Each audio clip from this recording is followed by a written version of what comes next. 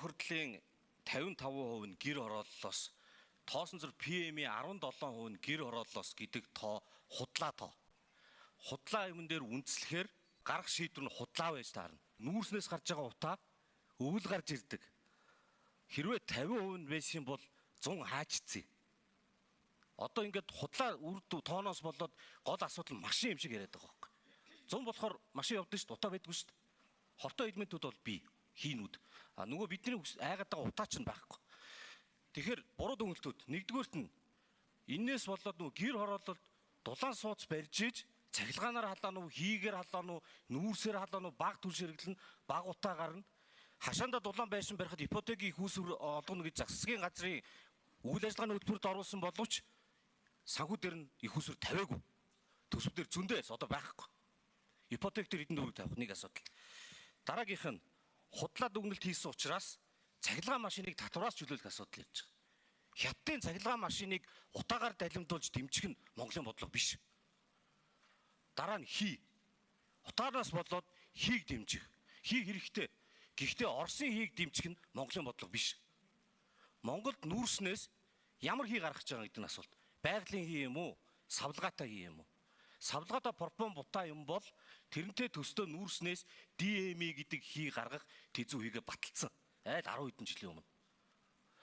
Хэрвээ байгалийн хий юм бол багнуурын нүүрсэн дээрээс үйлдвэрлээд байгалийн хий гаргаад түгээх тэзүү хийгээд баталсан. Бас хэдэн жилийн өмнө. Хий ашиглаад болох юм бол Монголын хий ашиглана. Дараагийн буруу дүгнэлт. Цахилгаан станц 350 тэрбум төгрөгийг жил болгон төвчний татаас болгож өгч гин гэсэн. Тэрийг одоо хийд өгөө гэд.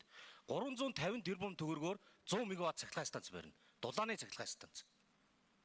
5 удаа барих юм бол 500 мегаватт. 500 мегаваттаар 150 айл 1000 айлыг хангана.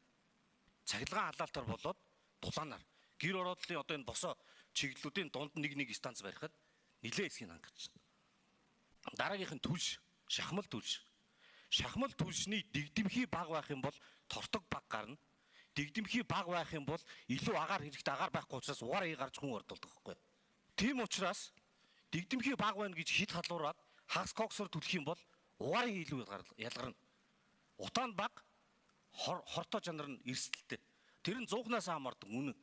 Хувх сороод авчих юм бол гэрлүү гарч ирэхгүй. Гэхдээ ямар орчинд монголчууд амьдэрдэг гэдэл. Тэрийг бодмоор байна. Тэгээд түлшний энэ дүгнэлтэн дээр би харсан. Баяжуулсан эрчим хүчний нүүрсээр хийх хэрэгтэй. Үнслэг баг байх хэвээр. Түрүүн байгаль орчны сайдын яриан дээр гарсан дэгдэмхий чухлаа гэд. Хоёрдугаарт нь үнслэг байхгүй юу? Үнс өндөр байна. Үнс чиг өндөр байхаар тал нь шатдаггүй материал. Шатахгүй материалаас угаар хий гарна. Дотор шатдаг. Тэгэхээр ийжтэй нөө яндаггүй бүс гэдгийг хийгээд тэндээ энэ татаасынхаа мөнгөөр цахилгаан станцуудаа бариад алхам алмаар явъя л гэж. Тэгээд одоо ингээд бид нэр утааны асуудал ярин дараа нэг сонсгол болно. Бөөнлийн маргам болох байх. Тэнийг хайхтар ингэж юм маргаад хаас илүүтэйгээр шийдлийг гой зурмаар байгаа. Одоо зүгээр тайлбар яриануудаас ингээд сонсохоор хамгийн их асууж байгаа болоод хамгийн их манайхны хийж чаддаг юм нь хяналт шалгалт юм байна. Тэгээ хяналт шалгалт хийсээр одоо би бол энэ ажил хариуцж байгаа хүмүүс бүр ингээд залхаж байгаа гэж бодож байна. Өөр ядарсан байн байх ч бол хянаал гэдэг. Одоо нийслэл дээрээс бас баг гараал хянал гэж л. Шийдлүүдийг их тодорхой яриад тэгээд ийм ямар нэгэн тийм ардаа төлөвлөгөө байхгүй, худлаа тоогүй, үн тоон дээр ярмаар байна гэж хүсмээр байна.